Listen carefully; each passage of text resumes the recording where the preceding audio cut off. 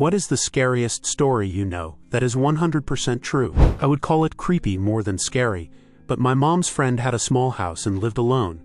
She noticed weird things: a batch of soup depleting faster than usual, missing eggs, damp towels in the hamper when she hadn't used any, extra dishes in the dishwasher, etc.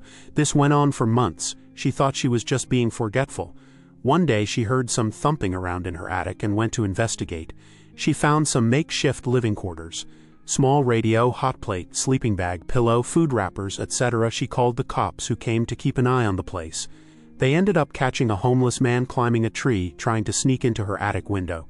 He had been doing this almost daily. He would wait for her to go to work, then go downstairs and help himself to food and amenities.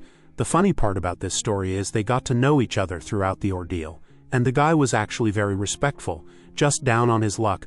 She didn't press charges, instead let him move in, helped him get a job, and he lived in the attic until he got back on his feet. Creepy shit with a happy ending. Nishibur train disaster is something that reminds me how death can come at any moment. A train with 51 wagons of sulfur, fertilizer, petrol and cotton wool somehow broke loose and rolled down the track about 20 kilometers until it derailed in the town of Khayyam, Iran. There were no humans on board. Chemical leaks ensued and authorities tried to extinguish whatever fires broke out. At one point, the whole thing explodes. And it really explodes. The whole town of Khayyam is literally demolished. 3 nearby towns are badly damaged, and it was heard 70 kilometers away. The wreckage continued to explode for several days after. Around 300 people died and more than that injured. An earthquake of 3.6 on Richter scale was produced. A friend's boss bought an Audi A4 convertible, back when they were new and interesting. One of the talking points was the pop-up roll hoops that were hidden unless you rolled it. A few months after buying it, he got to test those roll hoops out, as he lost control and skidded down a steep bank about 10 meters, approximately 35 feet deep. The roll hoops did their job and he survived with just cuts and scratches from the bushes he'd plowed through. The car ended up the right way up and he got out, walked back up the bank to the side of the road, then got on the phone to the police to report the accident. While he was standing there, a driver from a car that had seen the accident came over to speak to him. Approaching from behind, the other driver asked if he was okay. My friend's boss turned around to reply and dropped dead. His neck had been fractured, but was in one piece right up until he turned his head when it severed his spinal cord. Before my dad died, he once told me a story from when he was in Vietnam in the 1960s.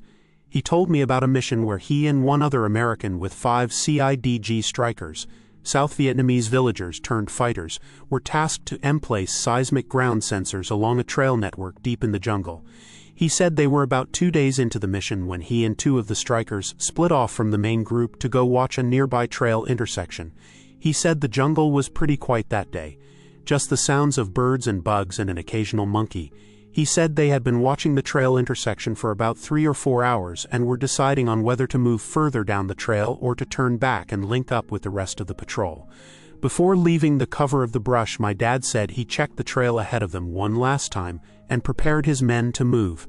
Now here is where the story gets interesting, and he told this part with absolute dead seriousness. He said just as he started to step out onto the trail, he sees a light-skinned black Union cavalry soldier in full battle gear, laying alongside the trail just shy of the intersection. My dad said the Union soldier had 2 pistols, a Spencer rifle, and a short curved club at his hip. As my dad was trying to process what he was seeing, the soldier looked directly at him and smiled. Then the soldier slowly placed a finger up to his lips as if to tell him to be silent, and then motioned my dad back off the trail. My dad said he signaled for his men to remain hidden, and he recalled that as he slipped back into the jungle on one side of the trail, the Union soldier did the same on his side of the trail. Less than 10 seconds later, he said the lead element of a group of NVA, North Vietnamese Army soldiers, walked right through the trail intersection, some 30 feet away. My dad estimated that the group was comprised of some 70 to 80 soldiers, equipped with automatic rifles, light machine guns and rocket-propelled grenade launchers. He has no doubt that his entire team would have been wiped out on the spot. He said as soon as the enemy soldiers had passed, he and his team beat feet out of there as fast and as quietly as they could and rejoined with the rest of the patrol. He reported the enemy soldiers his team had encountered, but decided not to say anything about the soldier he had seen.